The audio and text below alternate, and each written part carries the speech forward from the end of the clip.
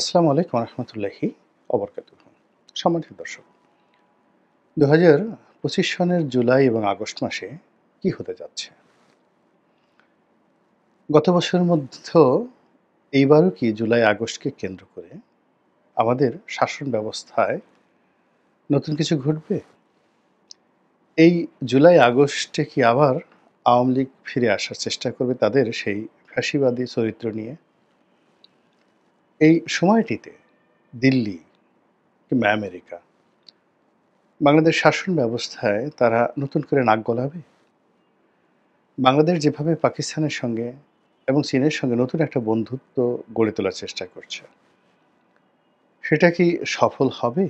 Doctor Mohammad Yunus কি আরও দীর্ঘদিন থাকবেন, ৫ বছর কিংবা তার অধিক সময়? নাকি তারেক রহমান সাহেবের সঙ্গে যে বৈঠক, সেই বৈঠকের সূত্রে তিনি ২০২৬ সনের ফেব্রুয়ারি মাসের প্রথম সপ্তাহে একটি নির্বাচন দিয়ে বিএনপির হাতে ক্ষমতা হস্তান্তর করে চলে যাবেন? এই যে সরল প্রশ্নগুলো, সেই সরল প্রশ্নগুলোর একটিরও সরল উত্তর নেই। প্রশ্নগুলো খুবই স্পষ্ট, কিন্তু এর যে উত্তরগুলো, সেই উত্তরগুলো নেই। দেওয়ার মতো কোনো উল্লেখ নেই এবং শোনার মতো আমাদের যারা লোকজন রয়েছে তাদের ধৈর্য নেই। এর কারণ হলো, যারা এই প্রশ্ন করছেন আর যারা এই প্রশ্নের উত্তর দিবেন তাদের মধ্যে আকাশ এবং পাতাল দূরত্ব। বর্তমানের যারা উপদেষ্টা মণ্ডলী তাদের জনসম্পৃক্ততা নাই বললেই চলে। তারা সামাজিক মাধ্যমে যখন কোনো একটা বিষয় খুব ভাইরাল হয়ে যায়, দেশি বিদেশি চাপের মধ্যে পড়ে, সেটা যে কোনো বিষয় হোক, তখন তারা কার্যত মুখ খোলার চেষ্টা করেন। এর বাইরে তারা নীরবতা পালন করেই সময় পার করছেন এবং নীরবতা দিয়েই তারা সব কিছু জয়লাভ করছেন এবং প্রতিপক্ষকে পরাজিত করছেন। যেমন ধরুন, দীর্ঘদিন ধরে জাতীয় রাজস্ব বোর্ডে আন্দোলন চলল এবং কার্যত কমপ্লিট শাটডাউন। কেউ গেল না, কেউ বসল না, কোনো রকম নেগোসিয়েশন নেই এবং এত বড় একটি প্রতিষ্ঠান থেকে শুরু করে সমস্ত শুল্ক স্টেশনগুলো নজিরবিহীনভাবে দীর্ঘদিন ধরে বন্ধ থাকল। এরপর আন্দোলনকারীদের যখন হাঁটু ব্যথা হয়ে গেল, কোমরে ব্যথা হয়ে গেল, চাকরি হারানোর ভয় এসে গেল, ঠিক সেই সময়টিতে সরকার সাঁড়াশি অভিযান চালালো।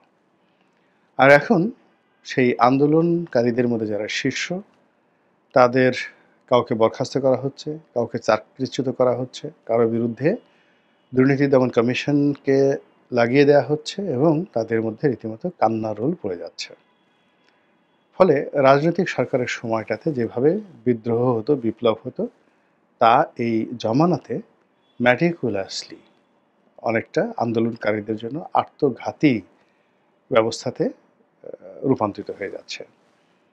একইভাবে আপনি চিন্তা করেন দক্ষিণ সিটি কর্পোরেশনের মেয়র পদে শপথ গ্রহণ করা নিয়ে বিএনপি নেতা, তরুণ নেতা জনাব এশরাক, তিনি যে জিদ করেছিলেন, তিনি যে আন্দোলন শুরু করেছিলেন, তিনি যেভাবে নগর ভবনের দখল নিয়ে নিয়েছিলেন, অবস্থা দৃষ্টে মনে হচ্ছিল বাংলাদেশ তিনি চালাবেন। এবং বিএনপির অনেককে আমরা বলতে শুনেছি যে এক এশরাককে মোকাবেলা করতে গিয়ে ডক্টর মোহাম্মদ ইউনূস যেখানে হিমশিম খাচ্ছেন, সেখানে বিএনপির মতো একটা বিরাট দল যদি একটা কোনো মতে ধাক্কা মারে, তাও মারতে হবে না, একটা ফু দেয়, তাহলে তো এই সরকারের কোনো অস্তিত্ব থাকবে না। তো সেই আন্দোলন ১ মাস, ২ মাস, ৩ মাস এভাবে এনবিআরের মতো ছেড়ে দেওয়া হলো প্রকৃতির হাতে, আল্লাহর হাতে ছেড়ে দেওয়া হলো। মানুষ বিরক্ত হয়ে গেল এবং এরশাদ তিনি ইমেজ হারালেন, তার সম্পর্কে বদনাম ছড়িয়ে পড়ল এবং তার যে আগামীতে রাজনৈতিক যে ভবিষ্যৎ, এটি প্রশ্নের মুখোমুখি হয়ে গেল।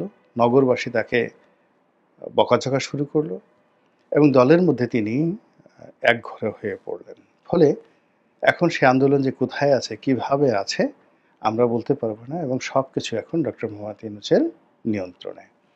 তো এভাবে রেসপন্ড না করে শুধু চুপ থেকে প্রকৃতির উপর সব কিছু ছেড়ে দিয়ে যেভাবে সরকার একটার পর একটা ঘটনা তারা সমাধান করছে এবং পুরো পরিস্থিতি নিজেদের নিয়ন্ত্রণে নিয়ে আসছে, এরকম ঘটনা আমি অতীতে দেখিনি কখনো, কোথাও দেখিনি। বাংলাদেশের এরশাদ জমানা থেকে একেবারে প্রথম দিন থেকে রাজনীতির ময়দান, রাষ্ট্র ব্যবস্থা সবকিছু ঘনিষ্ঠভাবে দেখছি। কিন্তু এই সময়টিতে বর্তমান সরকার যা কিছু করছে, এরকম আসলে কখনো দেখিনি এবং তারা সফল। এই সময়ের মধ্যে পল্লী বিদ্যুৎ আন্দোলন করার চেষ্টা করেছে, সচিবালয় আন্দোলন করার চেষ্টা করে চলছে। এই সময়ের মধ্যে আরো অনেক কিছু করার চেষ্টা করেছে। এই সময়ের মধ্যে সবচেয়ে বেশি সরকারের সফলতা হলো যারা উর্দিধারী, মানে সামরিক বাহিনী। তো সামরিক বাহিনীর ভয়ে মূলত আমাদের সব সরকার তটস্থ থাকত। শেখ হাসিনা তাদেরকে তোষণ করার জন্য যা দরকার সবই দিয়েছেন। তারপর প্রেসিডেন্ট জিয়া তো প্রাণ হারালেন, প্রেসিডেন্ট বঙ্গবন্ধু প্রাণ হারালেন, মোশতাক জেলে গেলেন, আমাদের দেশে 1/11 হলো, তারেক রহমান সাহেবের পিঠের যে মেরুদণ্ড ভেঙে চুরমার হয়ে গেল, তাকে একেবারে ফ্যানের সাথে 2 হাত বেঁধে টেনে বেদম প্রহার করা হলো। এ সব কিছুর পেছনে সেনাবাহিনীর গুরুত্বপূর্ণ ভূমিকা ছিল, কিন্তু সেটি নিয়ে প্রশ্ন করার মতো সাহস আমাদের কারো ছিল না। এবং এই বিপ্লবের পরে আমরা যারা জেনারেল ওয়াকারুজ্জামান, ক্যান্টনমেন্ট, নৌবাহিনী, বিমান বাহিনী, তাদেরকে সমস্ত শক্তির আধার মনে করতাম এবং মনে করতাম যে ডক্টর মোহাম্মদ ইউনূসকে জাস্ট একটা তুড়ি দিয়ে তারা ক্ষমতা থেকে সরিয়ে ফেলতে পারে। কিন্তু এখানেও সেই এনবিআরের মতো অন্যান্য জায়গার মতো ডক্টর মোহাম্মদ ইউনূস এবং তারা সঙ্গী সাথী যারা আছেন তারা ভীষণ রকম চুপচাপ থেকেছেন, কথা বলেছেন খুব কম, আর তারা তাদের কাজকর্ম করে গেছেন এবং সংঘাত এড়িয়ে গেছেন। এবং সংঘাত এড়াতে এড়াতে আজকের এই দিনে অর্থাৎ 2025 সনের জুলাই মাসে সরকারের অবস্থাটা এমন একটা পর্যায়ে চলে এসেছে যে সেনাবাহিনীর পক্ষ থেকে সরকারের উপর খবরদারি করা হবে, সরকারের কোনো একটা কাজে বাধা তৈরি করা হবে, এরকম কোনো একটা সংঘাত বা এরকম একটা কনফ্লিক্ট অফ ইন্টারেস্ট, এগুলোর কোনো লক্ষণ দেখা যাচ্ছে না। বরং আমাদের যে গত ঈদুল ফিতরের পরে ঈদুল আজহা গেল, তো সেখানে সেনাপ্রধান সস্ত্রীক এসে তিনি ডক্টর মোহাম্মদ ইউনূসের সঙ্গে দেখা করলেন। তারপর তিনি বঙ্গভবনে গেলেন, শাহাবুদ্দিন চুপ্পু সাহেবের সঙ্গে দেখা করলেন, একটা সৌজন্য সাক্ষাৎ এই পর্যন্ত। আমরা যেভাবে সরকারের যে নিরাপত্তা উপদেষ্টা খলিলুর রহমানকে নিয়ে ভীত সন্ত্রস্ত হয়ে পড়েছিলাম, যারা কন্টেন্ট তৈরি করেন সরকারের বিপক্ষে, তারা সবাই বলছিলেন যে খলিলুর রহমান সেই সেনাবাহিনীর সঙ্গে টেক্কা দিয়ে 1 মিনিট টিকতে পারবেন না।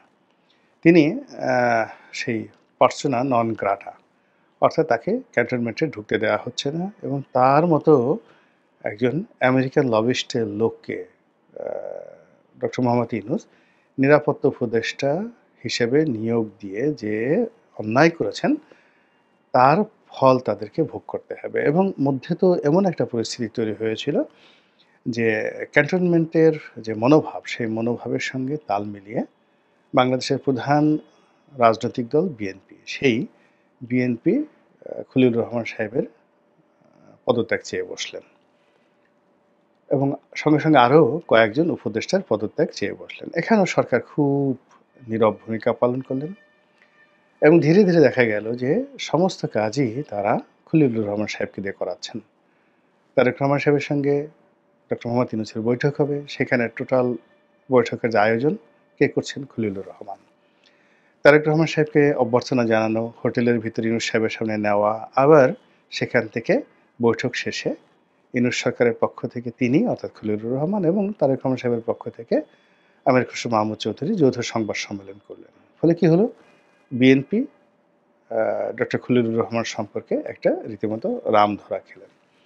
এখন আপনারা সবাই জানেন যে সরকার আমাদের দেশে যারা আছে, আমরা আমাদের সেনাবাহিনীর ব্যবহার করার জন্য যে আর্মস অ্যান্ড অ্যামুনিশন কিনি, তার একটা বিরাট অংশ চীন থেকে আসে। তো আওয়ামী লীগ জামানাতে কিছু গোলা বারুদ অস্ত্র ভারত থেকে আসতো, কিন্তু সেটা এখনো পর্যন্ত চীনের পর্যায়ে নয়। আবার ইউরোপ থেকেও, আমেরিকা থেকেও বেশ কিছু সামরিক সরঞ্জামাদি আসে এবং এই ডিলগুলো খুব সিক্রেট ওয়েতে হয় সেনা সদরের আ তত্ত্বাবধানে এবং সেখানে সেনাপ্রধান এবং অন্যান্য যে সকল গুরুত্বপূর্ণ কর্তা ব্যক্তি অত্যন্ত গোপনীয়তার সঙ্গে এই যে অস্ত্র কেনা সংক্রান্ত যে চুক্তি, এইগুলো করেন এবং মাঝে মধ্যে থার্ড পার্টি এর সাথে সম্পৃক্ত থাকেন। কিন্তু এটা খুব অল্প। যেমন যখন ১৯৯৬ সনে আওয়ামী লীগ ক্ষমতায় এসেছিল, তখন দায়ু কোম্পানির মাধ্যমে একটা ফ্রিগেট কেনা হয়েছিল। তখন আব্দুল আল মিন্টু আওয়ামী লীগের সঙ্গে ছিলেন। আওয়ামী লীগের ব্যবসায়ী সেই যেমন সালমান এফ রহমান সাহেব সেই ২০০৯ থেকে একেবারে ২৫ পর্যন্ত আ সবকিছু নিয়ন্ত্রণ করতেন। তদ্রূপ ওই জমানাতে ৯৬ সনে তখন শেখ পরিবারের একেবারে ঘনিষ্ঠ ছিলেন আব্দুল আল মিন্টু। তো তখন তিনি সেই ফ্রিগেট কেনার যে সেই ডিলটির বাংলাদেশি এজেন্ট ছিলেন তার কোম্পানি, আব্দুল আল মিন্টুর কোম্পানি, এরকম আরও অনেক কিছু। এবং সেটা নিয়ে মামলাও হয়েছিল, দুর্নীতির মামলা। সেই মামলাটার কী অবস্থা, চলছে না খালাস পেয়েছেন, আমি এখন পর্যন্ত জানি না। তো এরকম সেনাবাহিনীর অনেক বা নৌবাহিনী, বিমান বাহিনীর অনেক কিছু সরবরাহ করা হয়। সেক্ষেত্রে রাষ্ট্র টু রাষ্ট্র হয়। আবার এর বাইরে এরকম আব্দুল আল মিন্টুর মতো বা সালমান এফ রহমানের মতো বা এখন যারা ইউনূস সরকারের খুব ঘনিষ্ঠজন রয়েছেন, এই সমস্ত লোকজন এই ডিলগুলো করেন বেসরকারি বা বেসামরিক প্রতিষ্ঠানসমূহ। তো সেই বিষয়গুলো যাই হোক না কেন, সেখানে সেনাপ্রধানের একটা বা নৌবাহিনী প্রধান, বিমান বাহিনী প্রধানের একটা গুরুত্বপূর্ণ ভূমিকা পালন করেন এবং এরকম কয়েকটি বৈঠক সেনাপ্রধানের সঙ্গে আমেরিকার হওয়ার কথা ছিল।